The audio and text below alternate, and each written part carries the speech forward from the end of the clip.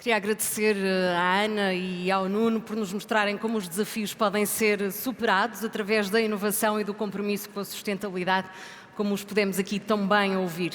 O vosso trabalho, Ana e Nuno, é uma inspiração e um exemplo claro de como se podem transformar resíduos em valor e ao mesmo tempo criar um impacto positivo para todos nós. So, it is with great pleasure that I introduce our next speaker, a true pioneer in sustainability and a global authority on circular economy principles.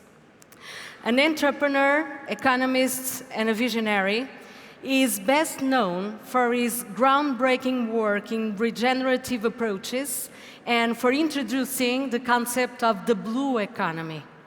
His innovative perspective transforms environmental challenges into opportunities, inspiring business and leaders worldwide to embrace sustainable and restorative practices. Please join me in giving a warm welcome to Professor Gunter Pauli. Professor, thank you so much for being here. Thank you.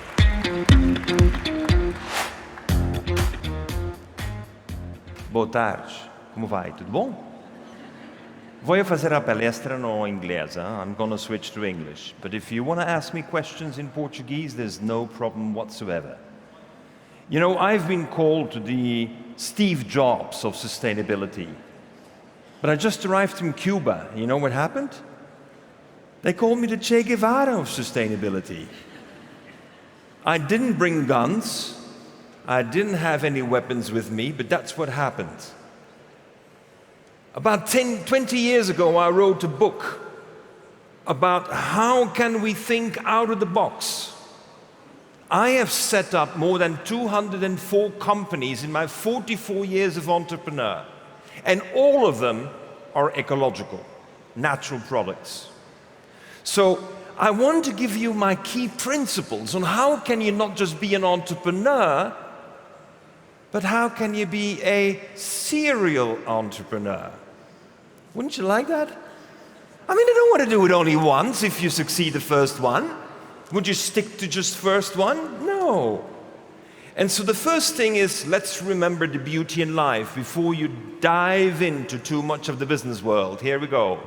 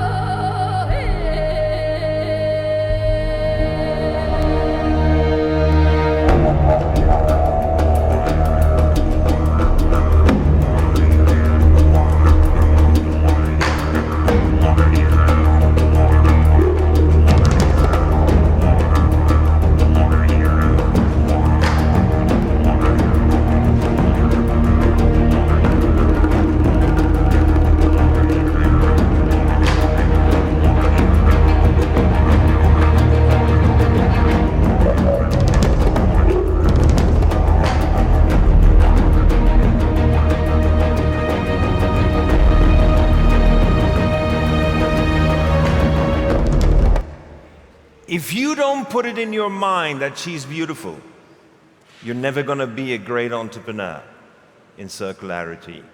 But you have to stay positive. The biggest challenge we have is they're bombarding us with this kind of news. And as long as they're so negative all the time, you need to have the character to see the good in the bad.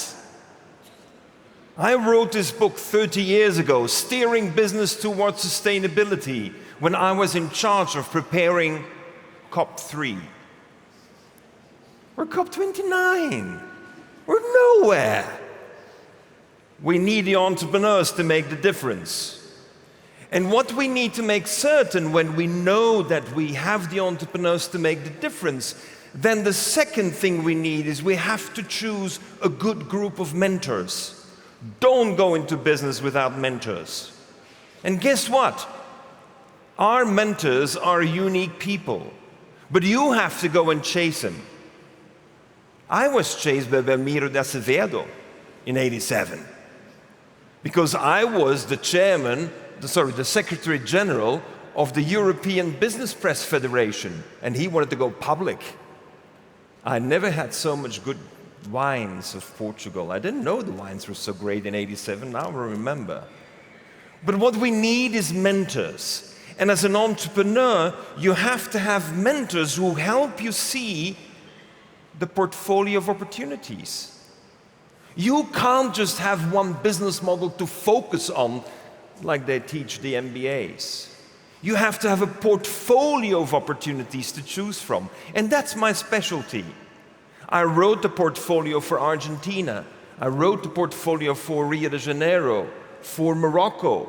I have 23 countries today who have written a strategy that is not analyzing, because too much analysis leads to paralysis. We need action on the ground. We need to accelerate. And therefore, my focus is explore the obvious. Let me give you an example from Rio de Janeiro. I'm being told there's no more fish in Rio de Janeiro. Okay. Professor Pauli, what can we do to get the fish back? Wow, let's go and see the fishermen. And let's go and check them, and let's ask some questions. Now I'm going to ask you the question as I asked the fishermen. Now you're a fishing nation, right? Portugal? The fish you see there, is that a male or a female fish? Who gives me the answer? You see, you have an audience here of 400 people who don't even know the difference between a male and a female. And let me submit to you, if you don't know the difference between a male and a female, what do you know? This is the obvious. So we have designed fishing systems whereby we only catch the males. Why not the female? Because they're laying eggs, my God. I mean, if you kill the lady with the eggs, how do you want to have fish in the future? We are not overfishing, we're fishing too many pregnant females. That's how we work on opportunities. And when we look at it, we ask questions no one can answer. Not even ChatGPT can answer. Let me ask you a very simple question. How does the apple get up in a tree? Do you know? Do you know the 7 laws of physics that allow an apple to go against the law of gravity? If you want really innovative ideas on renewable energies, let's see how the apple did it. Because the apple has been going up on the tree for millions of years, never had any difficulties. No CO2 emissions is a problem. How come we teach the kids how the apple comes down and no one teaches the kids how the apple got up in the first place? These are the questions we need to ask. That's when you're going to see opportunities that are obvious. And you have to take time to be inspired. I am very much inspired by nature. If I am face to face with questions on sustainability of anything, then I take a step back and I look for my hero in nature. And guess what? Everything that is still around in nature survived millions of years because all the others became fossils. So as a result, we got some good examples. Who saw the octopus, my teacher? Are you still eating octopus? No! It's impossible to eat an octopus after you've seen that movie. Not because I'm against eating meat. I just think this is such a smart animal.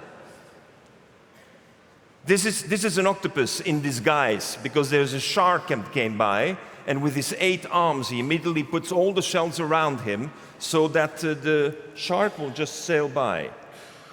This gives us great ideas of what we can see in the sea. I want to be in new businesses where no one is there. I mean, I leave the recycling to IKEA for your wood. I'll leave it to you. I'm not going to go there. I trust you do a much better job than me. But when it comes to bamboo, I am your teacher. And you're still not doing anything in bamboo, although bamboo grows to 25 meters in 2 years. Why is there no IKEA with bamboo? And so since no one is doing it, I'm doing it. So I created this book, Grow Your Own House, not Build Your Own House. We've done 200,000 copies with Vitra Design, and this is the building I constructed, which is the first building made with bamboo, 4,000 poles of bamboo put together with a German building permit. You know what it is? Anyone here is an engineer, construction engineer? You want a German building permit? Don't think that you can talk them through it. In 9 months, we got for that building a German building permit because we had the signs. When you have signs, you can convince engineers. But all too often, we forget that 1 billion people in the world live in a bamboo house, and they think it's a proof of their poverty. So we set out to design a $20,000 grow your own house, 2 stories high, and a balcony. You need to have things done in a way that you can be the first. And when you're the first, then you will set the rules of the game. I always intend to integrate design. I mean, I'm a professor of eco-design at the Politecnico di Torino in Italy. And of course, I asked my students, design me music with coffee, and I got this. And then I said, give me the most sustainable cup of coffee that you have ever had in your life. And then I got that. Sugar included. Sorry, if you don't want sugar, it will drip. But I think it's very important that we need to do the designs, and sometimes we test it like no one does it. You know why the zebra has black and white stripes? Because the black gets hot, the air gets warm, rises, means low pressure. The white gets warm, the air doesn't rise. So we have 2 opposite movements. The black absorbs heat, and the cold reflects the heat. And when you have low pressure and high pressure, you have wind. This is the ventilator. Now, why does he want a ventilator? Did you know that the zebra is the only animal in Africa that does not have malaria? No mosquitoes can land on the zebra because there's always wind. Wow! When I hear that, I want to test it out. I have 6 children. And if you want to test things with children, you better do it with art. Paint their hands. Hold it still, no mosquito will bite you. As an entrepreneur, you set the most impossible targets. When I read in 1986 the first IPCC report, I realized it was going to be climate change. So I said, the goal, 0 emissions. Then Toyota said, "You registered that. We want to use it." I said, because you're not really zero emissions, you're just doing greenwashing. He said, no, we'll do better in the future. I don't accept you're better in the future. So when they came out with the Prius, they came back to me and said, "Would you be willing to release?" I said, "Yes, on one condition. You make a 2-year global campaign, zero emissions." And they did. We need sometimes to take the steps forward because we have enough science to prove that it works. Science is our basis, not slogans. And everything in nature always is zero emissions, because whatever is an emission for one is a resource for the other. And then I do something in my businesses which sometimes surprises. I make allies that are not the obvious ones to work with. So let me give you an example again from nature. When deer wake up in the morning, they want to have juicy grass to eat. So they go to the riverside. When the deer eat every morning along the riverside, you have rocks along the river. And when you have rocks along the river, then you have too much erosion, then the water is too much turbidity, then you don't have fish and you can't have anymore your la trucha. You can't anymore have your fishes to fish. So if you want fishes to come back to the rivers, who do you need? Yeah, the wolf. Because when the wolf is there, then all of a sudden no deer goes to the side of the river anymore.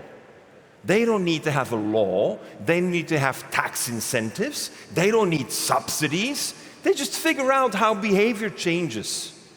And what we need to learn, and as entrepreneur, I found new ways of getting people to work together, actually not working together, but respecting that your presence means that I cannot go and eat fresh, juicy grass along the river in the morning, because otherwise you will eat me. Wow, it works. So here is my most important first big success that I had in business. Maybe some of you still know this company. Who knows this company, Ecover? That's me.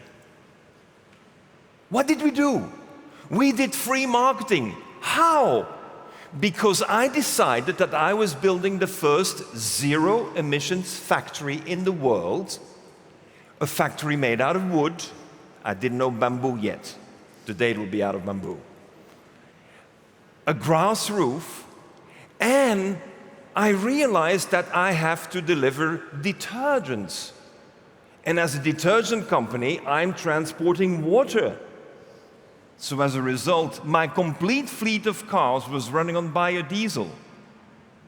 We had even 2 cars on biogas. Hey, biogas.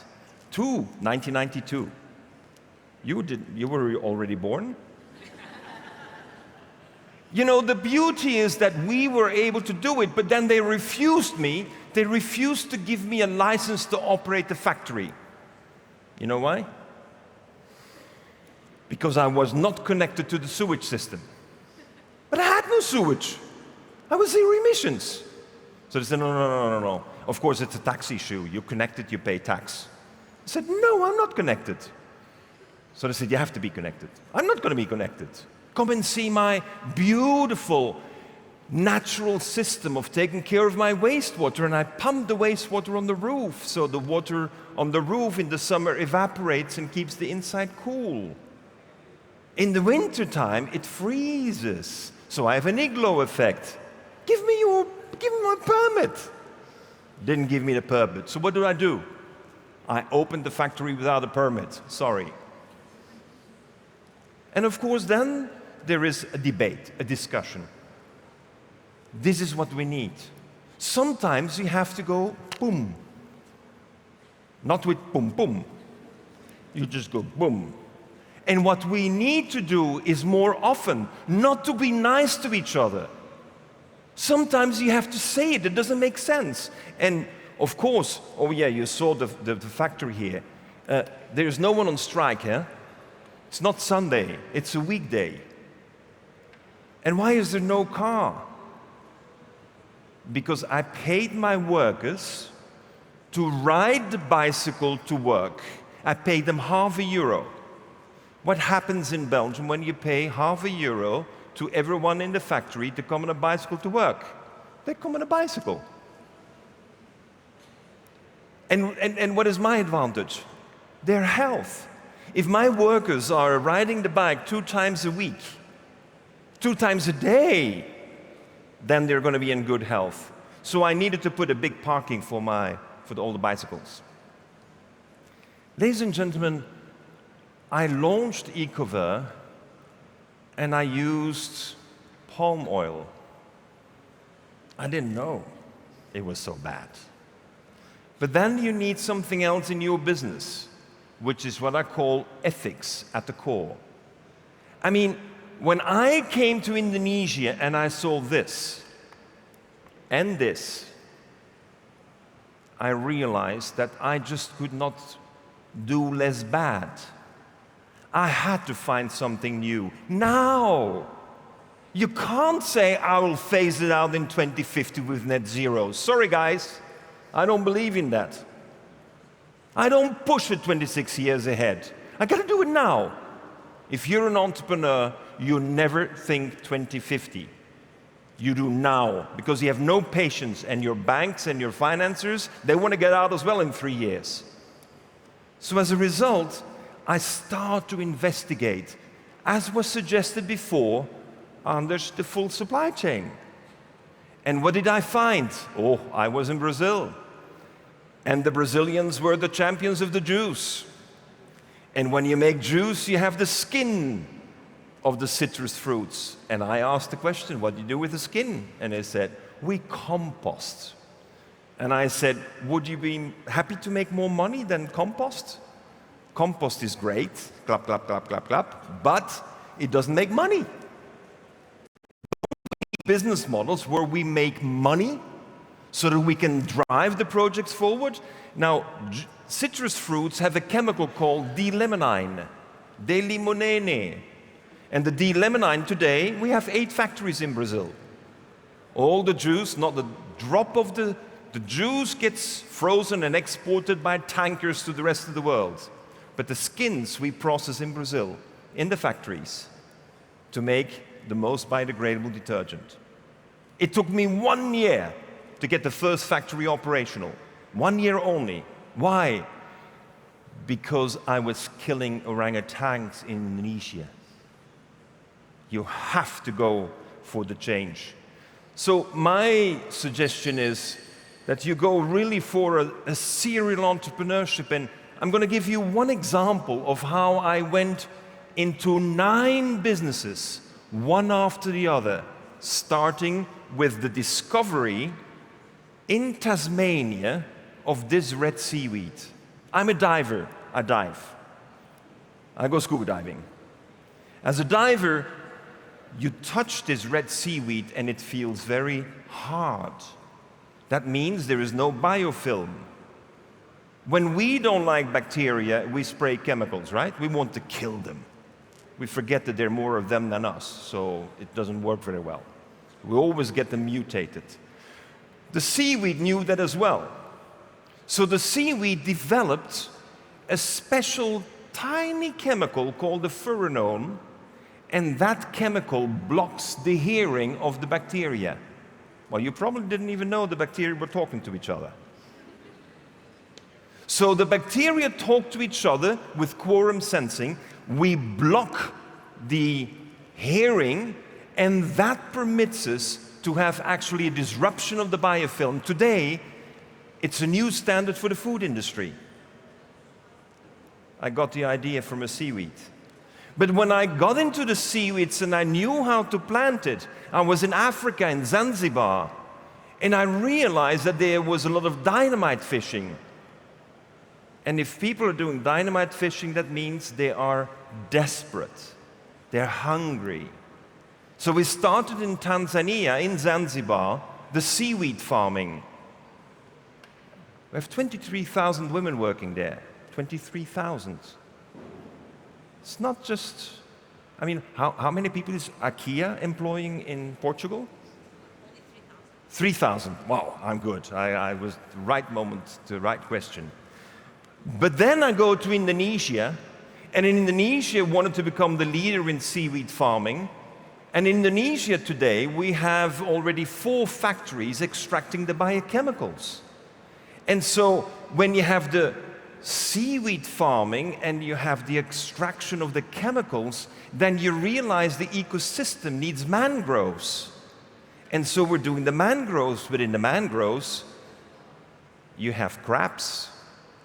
And we decided after the infamous tsunami that we needed to plant much more mangroves, but we planted them in this technique with channels in the middle and a metal mesh. You know why?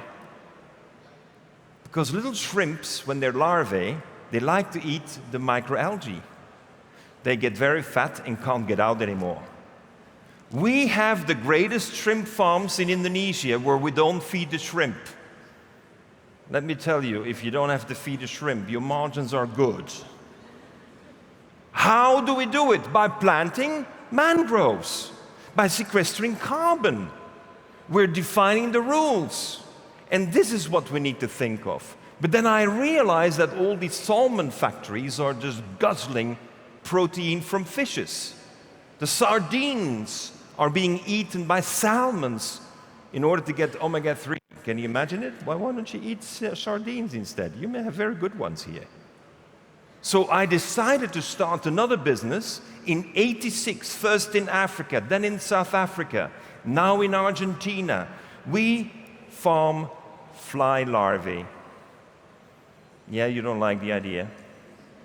I see many people's face going like, no, that's not my business. Well, let me talk to your finance person and your investors, and they will tell you this is great business. Because a larvae is able to make 1 kilogram of fly eggs in 4 or 5 days turn into 375 kilograms of pure protein. Who beats me? No one. Europe has forbidden it till 2022. Today there's over $1.5 billion of investments. What are we doing? We're fighting overfishing. And what do we need? Offal, waste from slaughterhouses. That today Europe obliges you to burn at 200 euros a ton. We take it and we sell it for 2,000 euro a ton. Do we understand each other? Do you need a business consultant to explain the details? This is how we operate. We operate focused on getting direct results, and this will actually help us solve the food. I'm coming to my last cases. We need to change the rules of the game, I said. And let me show you how I'm trying to do it in shipping. This is my boat. It's my boat.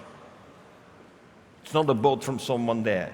This is the first boat that went around the world only with solar energy. But it took 2 years. I mean, who has 2 years? So we decided to add a lot of new technologies. And to conclude, I'll show you some of the video.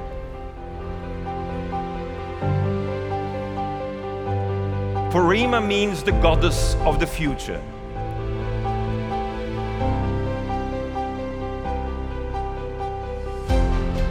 This is a sky sail. It's a robot that will make a sail fly in an infinity, and it will pull the boat at 10 knots. 560 square meters of solar panels allow us to have all the energy, but since the kite is pulling, we convert seawater into hydrogen. We've been doing that since 2017. Don't tell me that there's a great future in hydrogen. I know it is. The kite finds the power of the wind at 200 meters altitude. We have sensors that will figure out where is the best wind. And then the kite goes over there. This is what's called today artificial intelligence. But we're using it, putting it in practice.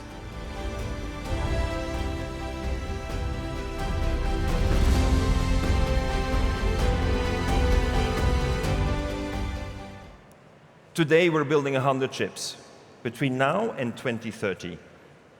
Guess what? I couldn't get financing in Europe. It's $1 billion for something that is considered not proven.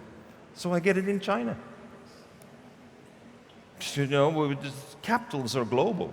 Europe needs to be a bit more innovative. And the only way we can get more innovative is if they have more entrepreneurs. But we will not get innovative very often because we don't have the data. Europe has submitted itself to the structure of data mining. 99% of the data is controlled by 10 companies. I want to focus on the data that no one is looking at. There is no data on the sea, only 0.1%. One of our big new business initiatives today is data from the sea. And I call that data farming. I'm farming my data. You know the concept of eDNA, catching all the DNA that's in the sea. We're having automated it. We're doing it on every ship. Every ship will be finding new life every day.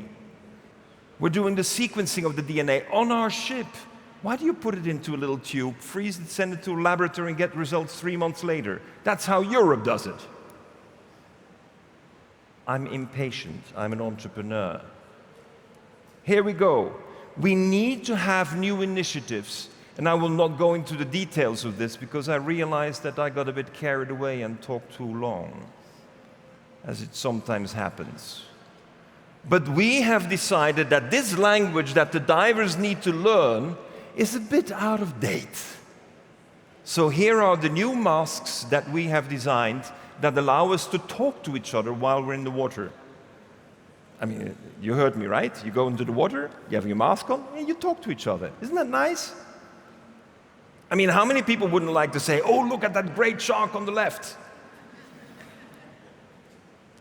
We need to change our technologies, and there's no communications in the water. So I decided to bring together 6 companies that are focusing on communication techniques in the water without a cable.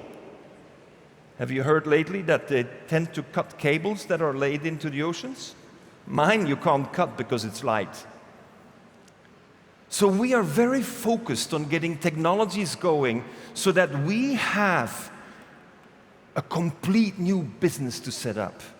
And this is what I learned from Belmiro Acevedo. He was always starting new things, all the time, because he saw the opportunities, he saw the little hole in the market. Final words. Never, as an entrepreneur, lose a chance to inspire a future client.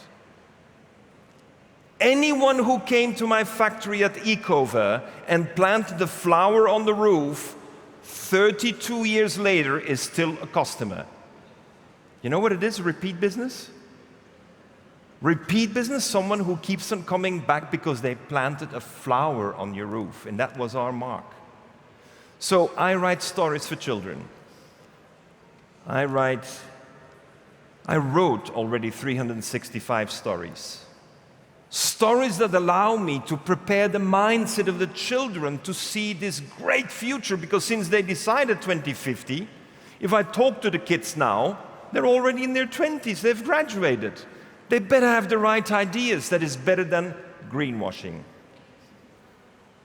Today, I have one country that has adopted all my fables. Guess which one it is?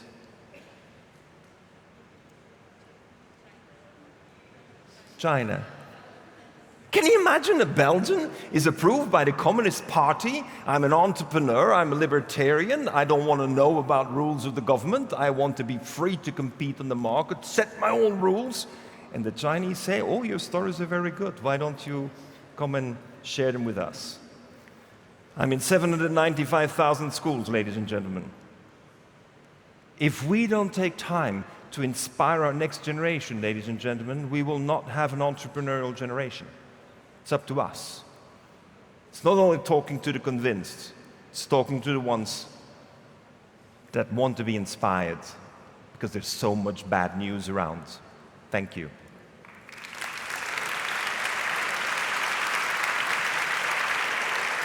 Thank you.